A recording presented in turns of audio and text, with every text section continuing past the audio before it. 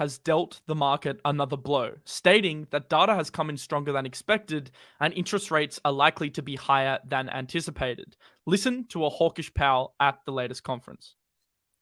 Although inflation has been moderating in recent months, the process of getting inflation back down to 2% has a long way to go and is likely to be bumpy.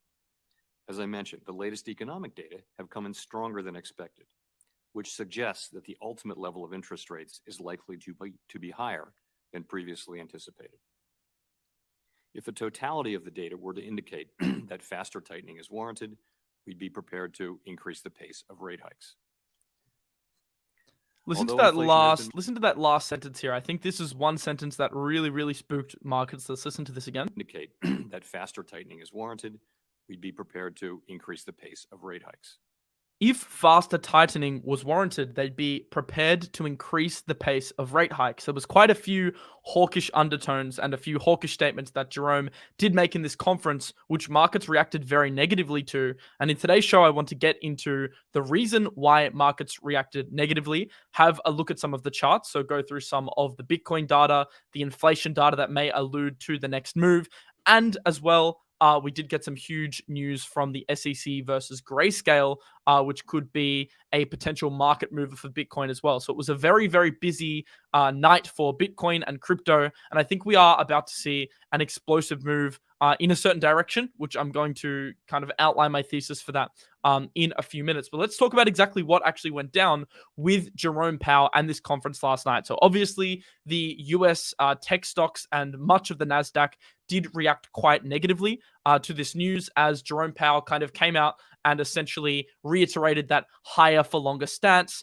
that he's been preaching, basically saying that the ultimate rate peak is likely to be higher than expected. And we can see that the market did price this in to the expected target rate probabilities for the next FOMC meeting, with now the 500 target rate in BPS now sitting at 70%, whereas previously this was sitting at around 20 to 30%, and a few weeks ago this was sitting at less than 1%. It's now 70% that we get that 50 BPS hike that the market, didn't really want to see, because obviously that is quite hawkish and it alludes to a 600 BPS target rate, or at least a higher chance of a 600 BPS target rate, which would obviously, affect risk assets quite significantly. So this is the major reason why the market has been a bit shaky overnight.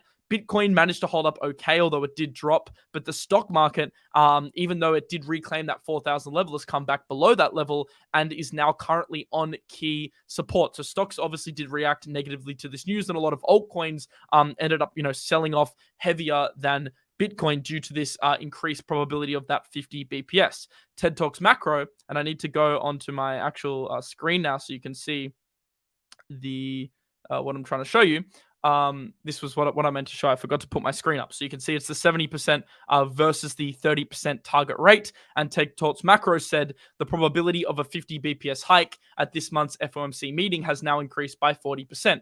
According to the market, it's now the more likely scenario. Here are the key points from Powell's speech. Getting inflation to target is likely going to be bumpy. The labor market remains extremely tight. If data were to indicate, we would be prepared to increase the pace of rate hikes. So this was really like that one line, that last line that I showed you, that spooked markets the most. We do have a lot of major macro events over the next 10 days, a lot of events that could potentially trigger expected volatility. We have employment data coming out. We have inflation data coming out on the 14th. So that's in 6 days. That's obviously going to be a key date, as that's going to dictate the probabilities even further for the next rate hike in a couple weeks. And then we have the PPI data as well. So all this data will go a long way towards determining whether we get that 50 BPS hike. But obviously, as we can see, the probability of that occurring now is much higher than it was a couple of weeks ago. Now 70%. As I said, it used to be like less than 1%. So this is significantly increased, and that essentially means interest rates are going up. And when interest rates goes up, that is not good for risk assets like crypto. So how does this affect our potential outlook in a little bit of a longer term sense beyond just the rate hikes over the next 1 or 2 months? Well, futures are now seeing a 53% chance of BPS, of 50 BPS in March, but actually now a 35% chance that rates go to 6+% this summer. Now, if you asked us a few weeks ago whether we thought that there was even a chance of a 6% interest rate this summer, like most people would have laughed at you, because like the probability of that happening was like sub 0.5%, but it's now sitting at 35%. And the probability of this occurring keeps increasing and increasing and increasing. As 𝗴𝗘𝗫 says here, just a month ago, the odds of 50 BPS were 1%, and peak rates were expected at 5.25%. So we've seen a 75 BPS increase in the expectation in terms of how likely it is that we hit the 6% mark this summer. So the Fed pivoted from hawkish to more hawkish. Now, in response, we did see 2-year Treasury yields obviously have a huge rally, because Treasury yields, bond yields rise when interest rates increase. And what's very interesting about these bond yields is that if they're kind of trading like shitcoins. If we look at the 6-month chart here, like back in October, these were trading at like 3.5%. Even if we go, back on year on year, look at the yearly chart, we can see they're trading at 2%. A few years ago, they were trading at 0.16. So they've gone from 0.16 all the way to 5%. And when bonds rally, why is this like a negative for crypto? Why is this a negative for stocks? Well, because the kind of incentive to put your money in DeFi protocols and the incentive to chase yield elsewhere in riskier assets is much, much lower when you can get like a similar or better yield in what is considered a safer asset, which is treasury bonds. And I believe this is one of the major reasons why, if we look at like DeFi, the total TVLs decreased, because back in the bull run, when DeFi was going crazy, the market was essentially starved for yield. So it needed places where it could actually earn yield, because there was not really many alternatives. You weren't getting crazy returns in the bond market. You weren't getting crazy, returns in CFDs and that kind of stuff. So the real only place for you to like really get yields to earn money on it and combat inflationary pressures was like in places like DeFi and obviously risk assets, right? To get the capital returns to offset inflation. But now with treasury yields increasing, there's kind of much safer options. Like you can literally put your money in this, get a 5% yield, when a lot of DeFi yields have now started to come down a lot. Like the incentive to be in DeFi is just a lot less.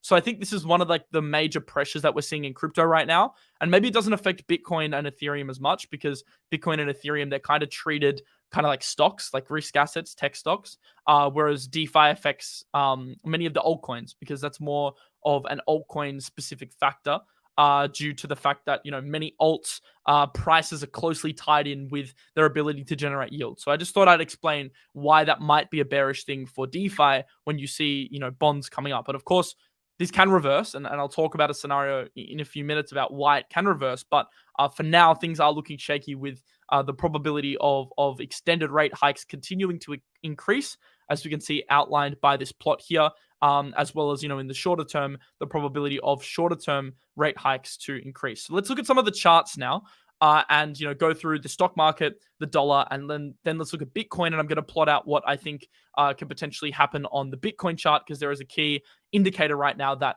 is kind of giving us an idea about where we can go next. And I'd love to tell you that it's super bullish news, but unfortunately, I can already give you a spoiler. It's not. It doesn't look great, but I'll get into that in a second, after we do look at the US dollar index, which broke through major resistance at the 105 level. So the dollar did smash through, although it still does have a little bit of resistance here at 106. If we do see the dollar break 106, I don't think this is a good sign, because then your next targets are like 108 to 109. And that would be, another 3.5% rally in the dollar. Now, a 3.5% rally in the dollar obviously would put a lot of pressures on risk assets, with the stock market already looking shaky at its last line of support. So we really don't want to see a continued rally from the dollar. I fear if we do get this 50 BPS hike, although it's 67% priced in by the market, it's not fully priced in. We could see the dollar continue to rise even more, and that would put more pressure on crypto. So what I guess the bull case for crypto is, we don't get this hike. CPI data comes in a week, and it's maybe in line with expectations or slightly better than expectations. And then we see this start to shift a little, and 25 BPS comes back into the picture. That would be the bullish scenario for crypto. But right now, we kind of have to trade on probabilities. We can't trade on absolutes, because we just don't know what the hike is going to be. So we have to trade in our minds like it is going to be a 50 BPS, prepare for that scenario. And then obviously we can have bullish news come through that inflation data is slightly better than expected, and then the market obviously will respond and rally quite strongly to a 25 BPS hike. So that's how I'm viewing things. But as like a probabilistic trader, because I think you always have to be a probabilistic trader. You can't always trade in absolutes. We have to kind of take, I think, the bear case into consideration. First, it's important to protect capital, more important than it is to make money, right? Sometimes protecting capital is just much more important than trying to chase gains on like a speculative gamble bet, because you can take a long here and you can gamble on a rally on positive CPI data, but that's all it is. It's a gamble. Like, it's not a good trade. It's not good risk reward. And in this market, we want to limit the amount of gambling we do in pressured environments like what we're seeing at the moment. It's much better to gamble in looser environments, because then you can have a little bit more of a cushion. If you make a bad investment decision or a trading mistake, the market's a lot more forgiving in, let's say, an uptrend than it is in like this sideways choppy market, which is admittedly like much more difficult to trade. Joby says, in the end, none of this will matter. Stay the course, fam. Yeah, 100%. Long term, this doesn't really change much. And in the second half of the show, I'll talk more broadly about like what I'm doing long term. I'm just starting the show with more of a short term update on the markets to give you guys a bit of clarity over the next 1 to 2 weeks. So yeah, you've got to always keep in mind context when it comes to videos like this. It's not always doom or gloom, like crypto's dead forever. No, it's more just so like, let's just be careful in the short term. Let's look at what the market's telling us in the short term. And let's, update you guys on what actually is occurring. Since I stream every day, I have the luxury of doing that. If I was doing one video a week, I might trade on like a slightly higher time frame, but I'm here every day, so you guys will get my update as things evolve. And I think that's the beauty of this market. Although it's a bit stressful sometimes, at least we finally have like things happening. The weekend was a little bit boring in terms of price action and wasn't giving us much to trade with. So that's what happened with the dollar. The dollar rallied, and in response, we did see the stock market drop. We saw the Nasdaq drop more sharply than the SPY. Obviously, the Nasdaq is tracking risk assets, so like tech stocks. So we did see some of these drop quite sharply. Apple down 1.6, Google, Microsoft like down in the 150 BPS range. And then we also saw the S&P start to drop below its 4,000 level, and it's now on critical support at 3980. And I say this is critical support because this is the diagonal level that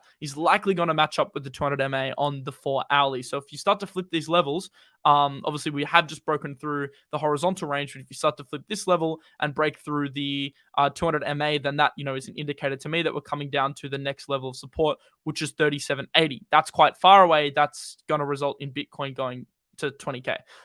So that is something you don't want to see happen. For the bulls, you definitely want to see the stock market bouncing off support here and bouncing off the 200 MA. Obviously, it would help if we got good inflation data for that to be the case, but you always have to keep the bear case in mind that this can actually shoot through if we get the 50 BPS, if the market reacts negatively. And overall, the stock market is not looking great. The reason I say this is because we're kind of in a downtrend. Like, you can't look at this and lie to me and say this looks bullish, because just look at this. Lower high, lower high, lower high, lower high. There's no sign anywhere that the stock market has bullish momentum. It would need to flip 4172 for me to be like, all right, stock market's back on. We're back. That is the bullish scenario for stocks. A flip of 4150. Until then, this is bearish. I'm sorry, it just is. Especially with us coming so close to testing this 200 MA. Like, if that breaks, then that's kind of lights out in the short term, right? And I don't mean to scare anyone. I'm just saying, like, you have to just look at the charts and what the charts are telling you. The charts will give you all the momentum you could possibly need or want in the market. And it's just very, very clear that we have a bearish trend playing out here on stocks. And as long as there's a bearish trend playing out on stocks, there's going to be like difficulties in the crypto market since they're so correlated. So that's what I'm seeing in the S&P. Of course, reclamation of that 4150 level would be obviously great. But until then, in the shorter term, like, let's actually go into that hourly. What do we see? What do we want to see from stocks? We definitely want to see it reclaim the 4,000 level. The 4,000 level is just such an important mental level for the S&P that I think, a lot of investors are holding out for a reaction around that price. Obviously, we're underneath now. Let's see if we reject and things get worse. But you would want to see the S&P, reclaim 4,000 to exhibit some sort of bullish price momentum. Now, let's look at Bitcoin, because Bitcoin's kind of not been reacting in tandem with the stock market recently. Of course, like correlation has increased over the last couple of days, but in general, it's slightly less correlated than it was like a few months ago. It's for a multitude of reasons, but largely because I think Bitcoin price action nowadays kind of front run stocks a little bit due to the fact it's like it is a risk asset, but it's like the ultimate risk asset. That's kind of how crypto is viewed in the eyes of investors. It's like if you want risk, you go crypto. And that's kind of why Bitcoin tends to front run, because when investors panic, we see like crypto sell-offs. And when investors are like speculating on maybe some good data, we see crypto rallies. Now, right now, what I'm seeing from Bitcoin isn't fantastic. And I said this at the start of the show. I'd show you why it's not fantastic.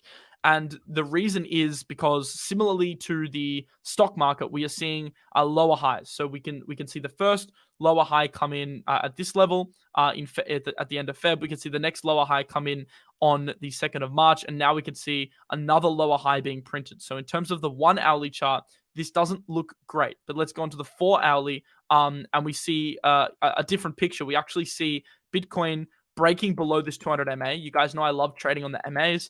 And the fact that we failed to push above and reclaim the 200 MA on the 4 hourly as support was a very bad sign. Clearly, we got this first dip. Then we kind of hovered. Bitcoin acted like a stable coin for the weekend. And then we obviously bounced off this yellow line, which is the major diagonal support trend, which we're currently on. So technically, Bitcoin is still holding up a general structure. So in terms of like a higher time frame structure, technically, Bitcoin has maintained momentum, but in terms of shorter time price structure, Bitcoin has not maintained momentum. So it's at a very critical stage right now where Bitcoin really, really needs to hold this level, but it's not really giving me much confidence that it will. Now, these are my Bitcoin scenarios to make it very, very clear for you. Right now, on the hourly, and if we kind of zoom in a little bit, Bitcoin really needs to break above this range. So I mean, this could be just a clear bearish trend, getting the kind of fake out to the downside, come up, retest of this key level, and then making a new low. This is kind of where the probability lies, in my opinion, because this just isn't good price action. Flipping below major support and then retesting major support. Usually you do get a bearish move after price action like this. So this is something that indicates to me we could actually break this support zone. But let's say we don't, because I'd say it's like roughly 60-40 that we don't. It's not clear cut. Let's say we don't. I see the 23K level as a clear gravitational force. So I do think if we can reclaim, flip above, and then kind of work our way up, I think that this 23K level is an area that we come and test.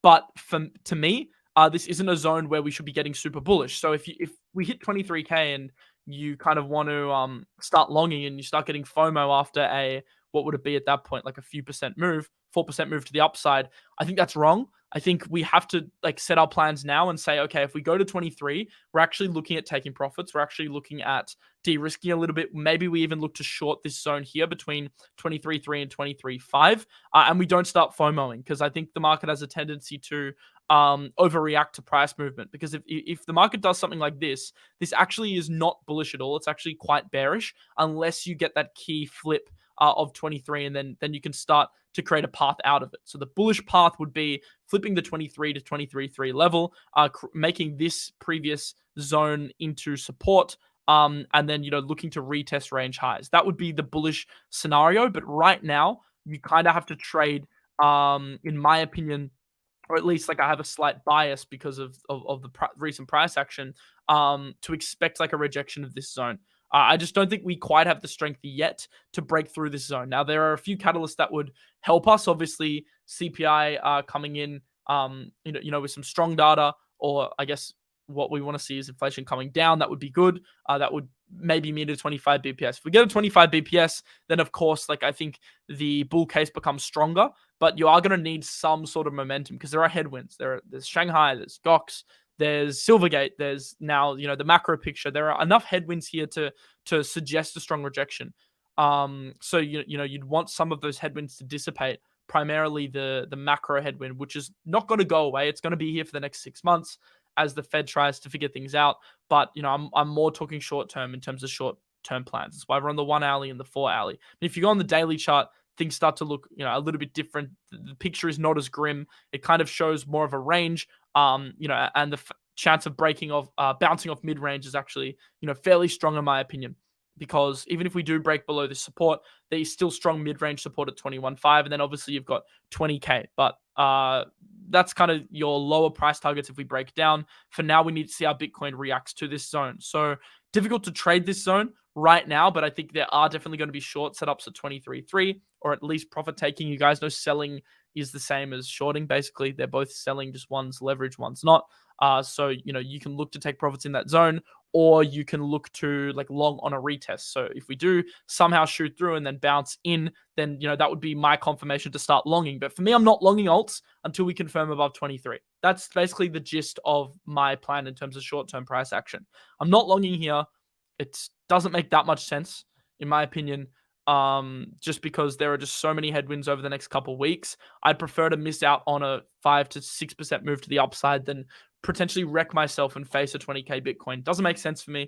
And yeah, I'm always going to be honest in the shows with what I'm doing. Doesn't mean you need to do the same, but it just doesn't make much sense. This graph as well, kind of, I don't really look at the 200-week average, but I thought it was interesting. It showed that Bitcoin had, is rejecting off the 200-week moving average. Once again, not something I look at much, but it has been a decent indicator in the past. We could see Bitcoin rarely touches the 200-week. We saw it a couple times in 2015, 2016, a couple times in 2018, 2019, once in 2020, and now, twice, once in 2022 and once in 2023. Every single time, it has basically acted as support or resistance. So if you want to obviously past indicators aren't necessarily indicative of what we expect to happen in the future.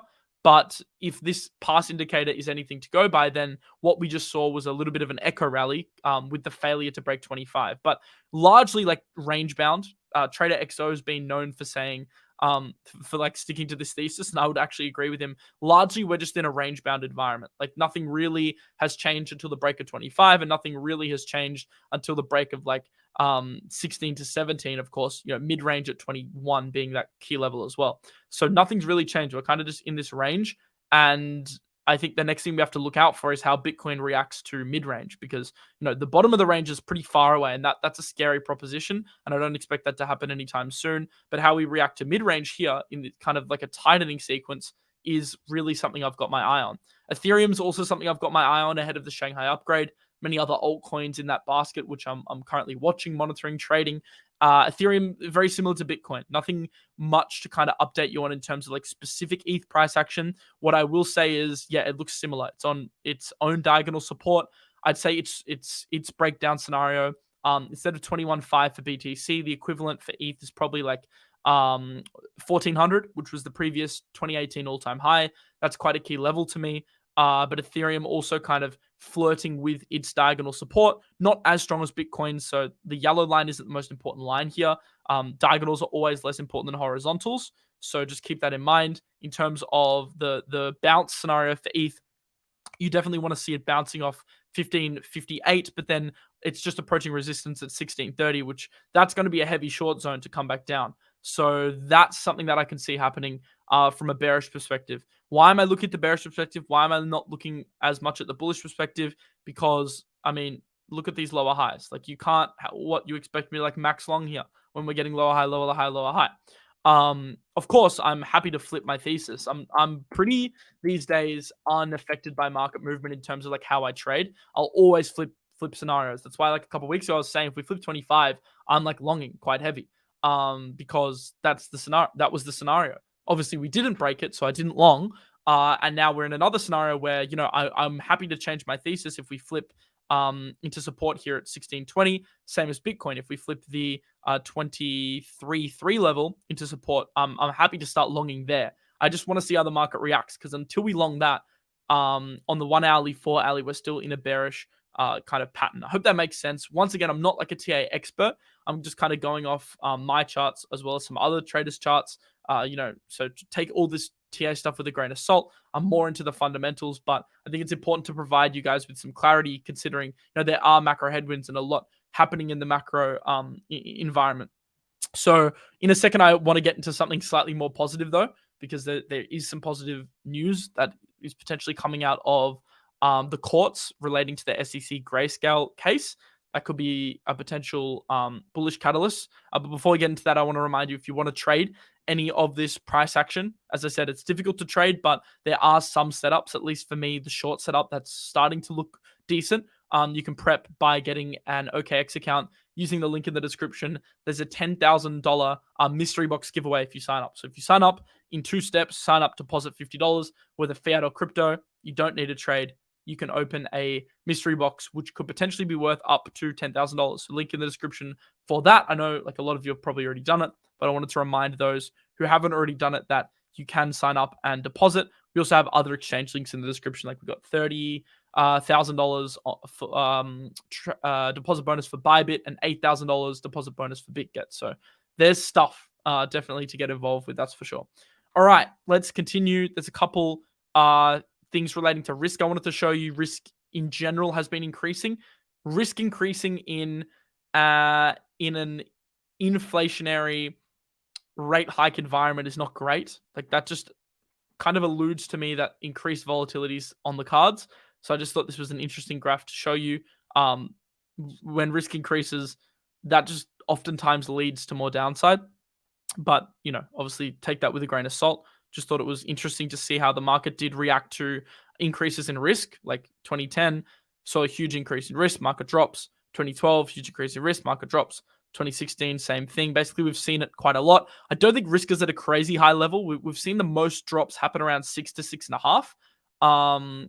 So I think we need to see risk kind of go up another 10 to 15% until I'm too worried about like over leverage or over an oversubscription to risk in terms of how the markets are behaving. But I just think it's interesting to kind of monitor this. And you can look at this on Sentiment Trader if you're interested in looking at risk levels. So let's see what some of the people are saying in the comments just quickly, because I want to get into the Grayscale SEC news, which is pretty big. Someone called me handsome. Thanks, Robin. Someone has an order of 3,500.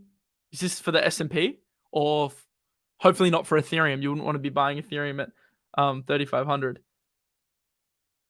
Trueflation shows that inflation is going down. They're very accurate. Yeah, inflation is going down, Joby. It's more about how fast it's going down, because if it goes like 6.1, 6, 5.9, 5.8, then it's taking like a year to go down like 100 bips, which is like 100 bips in a year.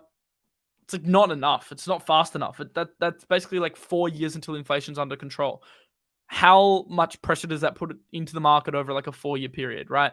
So like, although like the general trend's good because the market will price things in the future, what we don't want to see is like stagflation. We don't want to see like, inflation stagnate, CPI prints come in slightly higher, and then clearly that's just going to put more pressure on the market. So I agree. Eventually we're going to hit some sort of landing. It just depends how soft it is. Right now, I don't know how. I honestly don't think it's looking that soft.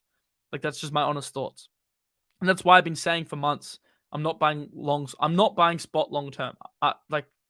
I'm not entering long term altcoin positions now until we get more clarity. That's basically, I'd rather just pay like a little bit higher prices than FOMO into spot bags. Pretty heavy cash, which is good. I feel comfortable in cash now, to be honest. If you can kind of eradicate market FOMO and just trade a little bit more like pragmatically, then I think it just bodes to much better market results over time. So right now I'm just keeping myself kind of entertained with narrative trading, like LSDs. I'll talk about what I'm doing there in a minute. I'm still trading. I'm still buying shit all the time, guys, by the way. Still buying some alts. I still buy like some crazy like low caps and all that stuff. I'm still doing that actively, but I'm just not adding to my long-term bags because that's a very, very different plan. That's kind of like long-term accumulation, DCAing. I'm not doing that kind of stuff. I'm more so doing like shorter term narrative trades, trying to make some money off AI stuff, trying to make some money off LSD stuff, continue to stack cash basically, like, because there are opportunities in the market short term. I mean, the market just gave us a crap ton, a couple of weeks ago, and I took a lot of those opportunities. I would have liked a bit more if we broke 25, but it is what it is. And yeah, I just continue to find ways to stack cash, and long term, those DCAs will come probably later in the year. And I'll let you guys know when I'm doing it, but yeah, how I trade is obviously going to be different to how you trade. Powell turned us all into bears. Yeah, I mean, look, I wouldn't also just take what Powell says for gospel, because otherwise you just get chopped up, because every time Powell comes out and says something slightly hawkish, you're going to like panic sell or panic short. That's not how you trade. You don't want to trade in a reactionary manner. You want to trade preemptively. So like, let's start to preempt a little bit. If we do preempt, like, the picture doesn't look great still because of the increased chance of a 600 bips rate, which is 35% now. So I'm kind of looking like further into the future, looking months down the line to see maybe how the general market's going to trade, because the market always prices things in ahead of time. All right, so let's get into the SEC Grayscale stuff. This is actually kind of bullish, to be honest, and it's maybe one of the catalysts that could like get us out, or at least provide like Bitcoin a bullish catalyst against the macro environment. Because I mean, macro's macro. It's obviously going to affect risk assets, but there is Bitcoin specific, crypto specific catalysts which can see like crypto. Obviously, the halving's one of them, but potentially a spot Bitcoin ETF is another one that can see crypto like outperform at least against like equities, at least Bitcoin and Ethereum, because alts, I mean, they're just so risky comparatively that who knows how they're going to perform. It's really like sector specific, but at least Bitcoin and Ethereum, they can have like specific catalysts, like Shanghai for ETH staking.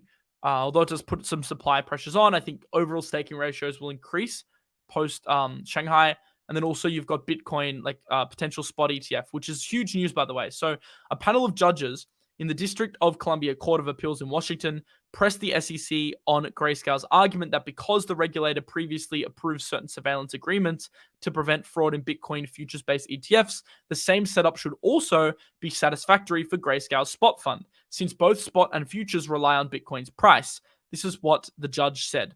It seems like it's fine for an agency, aka the SEC, to say, okay, we need some more information, but it seems like there's quite a bit of information here on how these markets work together, and the SEC has not offered any explanation. That the petitioners here are wrong, said Judge 𝗴𝗡𝗄𝗽. So the kind of court here, the panel of judges, is alluding to the fact that Grayscale could actually win their spot ETF approval, which is huge. Like, a spot Bitcoin ETF has been one of the catalysts we've been talking about for quite some time. And Mike Alfred came out and said he believes Grayscale has and I don't always agree with what Mike says, by the way, but I agree with this. He says Grayscale has roughly a 70% chance of winning in this appeal. GBDC would have a pathway to convert to NAV, and all retail trust holders would become untrapped. 2023 could be big for Bitcoin and Bitcoin derivatives. And if we look at GBTC, discount to NAV. I wonder if I can get this data up real quick. This is starting to close in a little bit. So we know over time, this has been at a huge discount with a lot of the DCG Grayscale FUD. If they can somehow win this spot ETF appeal, which it looks like now they're probably going to, and I say probably because I think it's more than 50% chance, then that could lead them on their path to getting a redemption mechanism in to get this back to NAV. So let's see what happens here, but we are seeing an uptick. I know Rand did take this trade, I think at like a 50% discount. I think he's probably printing on this. But yeah, this kind of discrepancy could start to close a little bit. We can see it's up 10% today if we zoom in, which is quite huge. So that's also good for retail investors too. So let's see what happens with that. Arby says GPTC once again up on the day, whereas BTC ETH fell flat. Oral argument reference below is going well. Judges are questioning the validity of the SEC's arguments against a spot ETF, and that's like basically what they said. They're questioning as to, you know, why the SEC hasn't offered an explanation, why they're wrong. They think that potentially Grayscale's right. So let's see how that plays out. But that's good. It's a good development in the case. If you want a bullish hopium, I think all you need to do is follow Hal Press. What he says is crypto down on a bunch of FUD. Gox isn't coming for many months. Shanghai is priced in. Voyager nearly done liquidating. Regulatory worst likely behind us. Meanwhile, we're making real progress towards a ETF, this Bitcoin ETF this summer. When do we start pricing that in? Whew, Hal, there's a lot to unpack here. He's kind of right in one way. He's right in the sense that like the market is too FUD driven. It gets too panicky short term over like FUD events. And this like results in some pretty crap trading all around from retail in general. So I don't think like GOX is a reason to FUD. I did a video on this on the weekend. You can watch it. Gives like the whole rundown on the mathematical side of GOX. I don't think it's going to affect the market much. I mean, the two biggest creditors there have elected to receive Bitcoin and not cash, which alludes to the fact they're probably not going to sell. Shanghai, I think as well, is probably priced in. I don't think there's much supply to come. It is a supply pressure, but I think it's had the market worried enough to be maybe somewhat priced in, but it's almost impossible to work out to what extent it's priced in. But I'll give them the benefit of the doubt here because I think the impact will be not as big as some people think. And the Bitcoin ETF is like a positive thing. I think the only thing Hal's missing here is the macro picture. And to be honest, all this stuff is secondary to macro. I don't think the market would be 20. I think the market, it wouldn't be 22.2 if just if like all that stuff were the only headwinds, because the real headwind here is macro. It's not really big GOX or Shanghai. Like GOX and Shanghai may have been enough to cause like a little bit of panic on like intraday trading, but like in terms of like big market moves, it's mainly being dictated by macro, not necessarily GOX and Shanghai. It's all kind of just like, I don't know. It may not be a nothing burger because GOX may genuinely put some like extra supply into the market that isn't maybe being priced in, but it's not this huge like 15 to 17K Bitcoin FUD event I think some people make it out to be. I think like this market is just reacting purely to macro here. And that's really why I think we've gotten this sell-off. And that's why I'm pretty hands-off, like going crazy long right now, basically. And once again, happy to take longs on some alts. I'll actually get into 3 alts that I'm happy to long in a second. But that's more for like shorter term time frames, smaller percentage trading. Long-term spot trading, not so long. But yeah, Nepal says, good morning. Are you still in that 25K short, bro? I remember we were doing that stream at 25 and I was like, we're like rejecting. Remember when we were rejecting off it? I was like, man, should I short? Should I short? I was like, nah, I won't short. Like I was a bit tentative because I didn't want to get like wicked out in like a pump to 25.5 and you actually shorted Capo. So if you're still in that short or somewhat of a short for 25, you're printing, bro. So good job. I should have taken it with you. I was a little too hesitant. Yeah, I don't know. Sometimes I just prefer in crypto to sell spot positions than like actually go like short on perps. But it's something that I incorporate into my trading strategy a little bit. But for me, it's kind of easier sometimes just to trade spot. But there are some like key levels I'm looking at for shorts, like a push up to this this level. I'm probably gonna have a crack shorting, just because I think that would be like a nice continuation of this bearish pattern. And it's not nice. Like obviously long term, I'd much rather Bitcoin pump. I would much rather see a 30K Bitcoin than 20K. But like we have to be realistic here, and we can't let what we want to affect how we trade, unfortunately. What I do want is Fantom to break out though, because this is in a clear downtrend, but it also has a very clear invalidation of that downtrend, and that would be the break of this diagonal here. And then you've got to target at this first horizontal, probably TP1, which is only like a 6% move. I say only, that's pretty damn huge.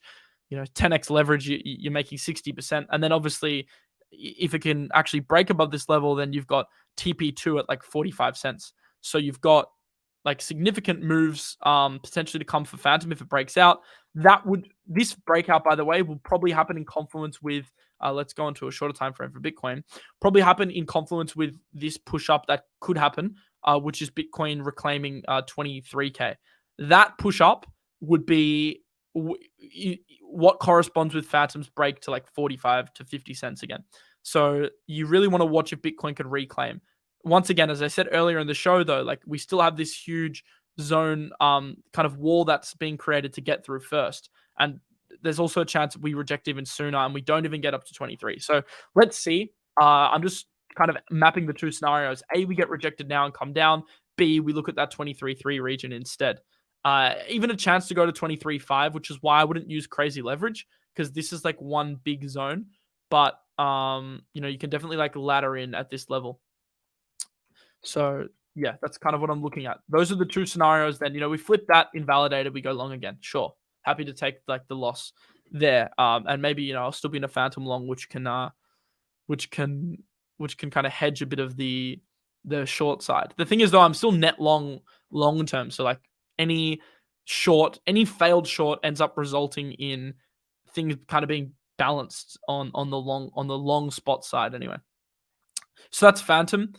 Wait for this breakout. We're at key support, so let's see what happens. Not trading until we break out, because also a chance we get rejected and then break down, and then it's 34 cents for Fantom. So if Bitcoin if Bitcoin not technically rejects but breaks down from that diagonal as well as that horizontal we outlined earlier, then Fantom likely breaks down. If it pumps, this is the trade I'll be taking. It's actually probably my favorite alt setup out of the alts for a potential long.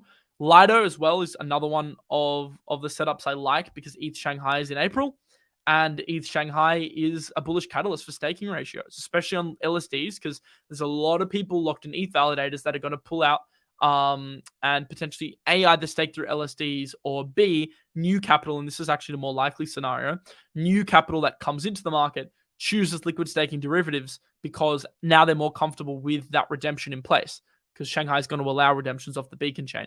So I'm still like, out of all the coins in the market, if I had to pick a relative strength trade, it's LSDs. So like if I'm longing alts, it's probably only two sectors I'm longing now, LSDs and AI. So if I'm going to play the long scenario, then I'm going to play like the strongest narratives. I don't want to get caught out in shit that's not going to move. I don't think it's necessarily the time to like bet on laggards, like the things that lag behind, like those big L1s, like Nia, Cardano, that kind of stuff. Not really my favorite time to bet on breakouts on those coins. I'd rather just be in strength. Where do I see strength? I see it in LSD. So I see it in Lido and Rocket Pool. Frax I see it in, although the chart has started to not look great. So we did break down below this diagonal. It's, as I said on the Sunday show, this is something we really needed to hold. Didn't hold, but still kind of in a rough support zone, because the previous wick down to 9.2 was on like the 13th of Feb. We can see it here, and now happening again here. So potentially this could be a springboard for a long. Then you are going to face more resistance at 9.9. So in terms of Frax, I don't mind like laddering a little bit. Either like super low leverage or spot, just to kind of trade the LSD narrative. That's going to be like a nice catch if the market pushes upwards, because I think these coins are going to outperform. But just note that if we do break down, you probably want to have your stop at like $9, because then probably 8.2 is that next zone for Frax. So if you're going to trade this spot or like leverage, and once again, you got to be aware of the risk with leverage, and I would go very low if you are using leverage. Then I would probably look to have a stop at around the $9 zone. Still long spot Frax. Gonna see what happens. I just generally want to be in LSDs for the next month, irrespective of the market. We don't necessarily know 100% what Bitcoin's gonna do. So if I want some long exposure to narratives, some exposure to upside, LSDs are good, because they also probably don't drop as much because they have catalysts. Like Lido, you do have like this key level it can come down to, and then you've also got $2. That's a 25% move to the downside. Not great, but also probably not as bad as maybe what happens to some other alts, which get absolutely smashed. So they're kind of a few that I'm looking at. If you want to trade any of them spot, you can do so on KyberSwap, because it's essentially going to aggregate to get you the best rate. So there's a link in the description to KyberSwap. And if you want to trade like any asset on Arbitrum, Polygon, Avalanche, Solana, you can basically just choose your network, enter in the desired token, and trade it. It's going to automatically route you to give you the best possible rate. So let's say you're going ETH Lido, we can see it's routing into wrapped ETH through Balancer, then into Lido through Balancer, and then it's going to save you money. So basically, just use KyberSwap if you want to do any swapping on a DEX, because it's going to give you the best rates. Let's go through some comments, sharp as usual. I appreciate it. I'm just trying to like really stay in touch with the market now. Really stay in touch with like where the price is moving. I actually had a cool show planned today for like real world assets, but I just thought this update's probably more important, because we're gonna have months to talk about alts we're gonna long. We don't necessarily have months to like be prepared for what could happen over the next few months. So I thought I'll just change the show and I'll do that show later. But I mean, that's cool. It's talking about storage and stuff. What are LSDs? Let me give you a video to help you understand this a little bit better. Basically, LSDs are, if you go into Crypto Banter, by the way, all my shows are in a playlist. So if you go to Banter, scroll down, click on Miles' show, where is it? Here, you'll see all my shows, and you'll see the ETH Shanghai show. This one, the second half is talking about LSDs. So it's 19 minutes long, but I don't think I start talking about LSDs until maybe 12 minutes, I'd say, 13 minutes, I'd say. So like the last 6 minutes there, I'm going to give you an overview of LSDs. And I think I had like another show earlier in the month as well about ETH Shanghai. If you scroll through the players, you'll be able to find it. Just a little bit of a heads up for those guys that want more info on certain topics. Someone said ZK can run. What did you say? ZK is the next narrative. Yeah, ZK is strong, but that was also kind of one that was running on like Polygon ZK EVM hype, Starknet hype, and ZK Sync hype. I think like the ZK Sync mainnet launch / Starknet token launch are bullish catalysts, but Polygon not really faring so well due to, I guess, like a bit of FUD and also the news that came out around the fact that they burnt through $200 million and laid off staff. So I think Polygon being like a major driver of those coins dropping didn't help the narrative. I still think it's stronger. I still think ZK is stronger than a lot of other sectors. But I think for me, AI and LSDs are still like the two strongest. But I think long term, ZK is definitely where I want to be. Like I'm actively going for a lot of ZK airdrops. I updated you guys on that on my Twitter. I've also done shows on it. Trying to get a lot of ZK airdrops. There's a lot of cool ZK projects coming out, and I'm very, very bullish on ZK Tech long term. It's just short term narrative trading versus like long term trading is like very, very different. So that's just something I'm trying to remember. Crimson says he never pulls out, bro. Dylan, what's up? By the way, if you are going to trade on a DEX or even a centralized exchange, make sure you got yourself a VPN to stay secure. Still see a lot of people not using VPNs. Right now, I'm not using a VPN because I'm streaming and sometimes it messes up my streaming. But if you do want to use a VPN, you can sign up using the link in the description, and that will essentially give you access to a 59% discount as well as a 30-day money back guarantee. So if you want a money back guarantee, which is going to essentially allow you to test it for free, then link in the description. You can use that to get your hands on a VPN. Once again, I think it's super important to protect yourself online. I'll go through a few more comments now before I head off. So just drop anything you want to know in the description. Interesting stuff happening on G-Trade. You know, it's funny because the perp dexes are still performing really strongly. Like bearish momentum is not necessarily a bad thing for trading volumes. Although what we did see is volume dry up on Bitcoin on the weekend, which did see a bit of a drop off. But funnily enough, Forex is actually like the main constituent of trading volume on GNS. So I think things were looking super strong end of Feb. Things have dropped off slightly since, but let's just keep our eye on the trading volumes here. Fees have also been quite strong.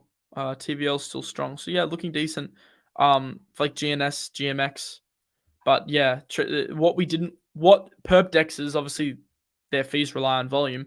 What they probably didn't want to see is this happen over the weekend, which was like this reduction in volume. Really, really, really boring. Although this uptick was super strong. Obviously to the sell side, but still, I mean, sells, buys, doesn't matter. A trade's a trade. You're paying fees either way. So you probably want to see that volume more in this range, this period here, like it was in the end of Feb for super high fees. This period, not so strong. So that's why like mid-Feb we saw crazy fees on these perp dexes. So for like the perp dex sector to keep performing in terms of like price, but also APRs, then you want to see volume increase. And I do think we're going to get that volatility. So like you can almost bet, obviously there's ways to bet on volatility in crypto. Like for example, like CVI has a product that allows you to hold like and hedge against volatility. But one way to trade volatility would simply to be having some exposure to perp dexes in some capacity. Maybe it's even just a trade because like their fees will increase. So sometimes we see perp dexes running versus market dips. Now, huge market dips, they're going to affect like the buy side for a lot of these coins. So it's like not really a true hedge. Something like a volatility index is like a true hedge. But I think if you are anticipating volatility, GMX, GNS, they can outperform. By the way, there is a GNS trading link in the description. If you want to trade on it, they've got a lot of pairs. They've got, basically a shit ton of pairs. a lot of the DeFi alts like Curve. They've even got like Forex. They've got Euro, like USD pairs. Basically like a lot of the AI coins, and they're listing stuff all the time. They've also got gold, silver. So they've got a lot of stuff, and they're on Arbitrum and Polygon as well. So if you want to trade on a DEX instead of a centralized exchange, leverage of course, because you've got KyberSwap for spot. If you want to trade on a DEX for leverage, then GNS is a great option. There's a link in the description to Gains Trade, because I know a lot of you guys have money on your MetaMask and not necessarily in a centralized exchange. It allows you to leverage some of that a little bit more easy. I think the link's in the description here.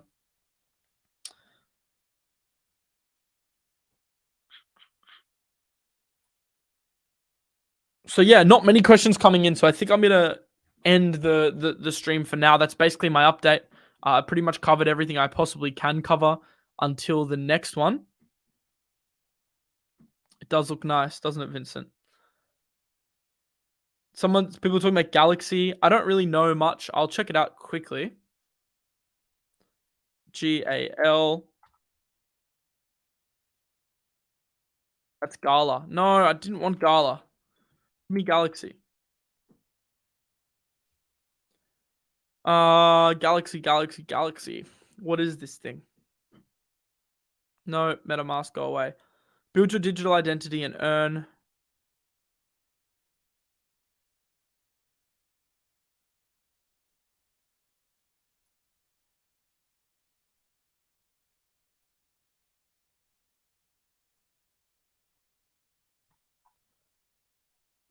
Probably need to look at its white paper a little later. Mission, build infrastructure, power, credential data, Web3 developers, create products at the same time. I totally get the use case. Use case makes sense to me. Collaborative credential infrastructure enabling brands to engage communities. Yeah, I mean, there's demand for products like this, but then like the actual token is something you need to look at, because like there's two stages when you research a project. There's the use case side, and then there's the token side, so how the token like affects the use case. And that's something like that takes a while to research. I won't do it today, but yeah. Is there any news on Chainlink? There was news on Chainlink, Amazon, AWS. There was an AWS partnership, this one. It's quite interesting, which enabled that they're going to allow Chainlink nodes and parameters to be accessed through the AWS Amazon cloud. So basically enterprise users who want to run a secure Chainlink node to provide external resources such as APIs now can directly through AWS using Chainlink. So that's pretty cool. We've also seen VeChain partner for their V-Carbon initiative with Amazon, which is like basically like a climate initiative. They're obviously like a supply side project that works on like supply chains and supply data.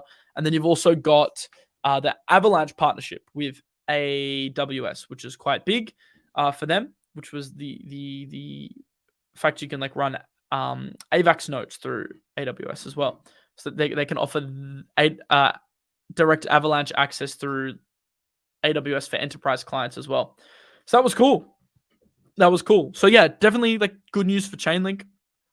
Chainlink's one of the few tokens I do like long term.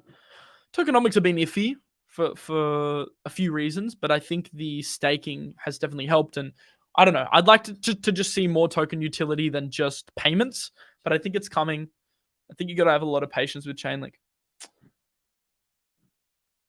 Alrighty, that's it for now. I'll see you tomorrow. I'll give you an update on this stuff if there's a big update. But until then, we're just going to need to trade and tread pretty carefully. We do have Asian Open happening pretty soon. Market is basically flat ahead of Asian Open. If it was pumping or dumping, I would update you, but just be careful over the next hour or so. If you are a trader, you can look at some short-term setups over the next hour or so. So I would, if you're like a day trader, I definitely think it's a good time to be up, considering Asia's been leading a lot of the market pumps and dumps. So if you want to stay up, do a bit of trading over the next couple hours, I think that's a good idea. But yeah, we're still flat ahead of the open. So let's see. Last question, 20 before 25. So Louis, it's hard to 100% like answer that question because it's not like there's no absolutes here, but I would say 20 is more probable. So it's all about probability. It's not really much to do with like what I think will happen. And I mean, it's pretty easy to say 20 because we're much closer to 20, right? We're only like a small move. I'll get the exact percentage. To get to 20, it's like a 10% move, right? To get to 25, and obviously it's different going up versus down, but a 12% move. So I think it's easier for us to get to 20, which is why I would say, yeah, 20K. But obviously, it's relatively close considering it's 22.2 versus 22.5. So it's like much of a muchness, but still, since we're closer to 20, the answer's 20. And since we're showing bearish momentum, the answer's 20. But yeah, I mean, it's probably like 55-45. It's probably like roughly in that range. Actually, I would actually go probably 60% 20, 60% 20, 40% 25. So I would trade with my mindset being that we're going to 20, but I wouldn't have my whole portfolio risked on it because it's probabilities, right? Doesn't mean it will happen. And yeah, Diego's right. It does depend on the data. CPI data on Friday or next Friday. No, it's in 6 days. So next Wednesday is super important. All right, I'm going to head off. I hope you guys have a lovely day. Good luck if you are trading the open. There's links in the description if you want to do so with bonuses. And until then, I will see you later. Peace out.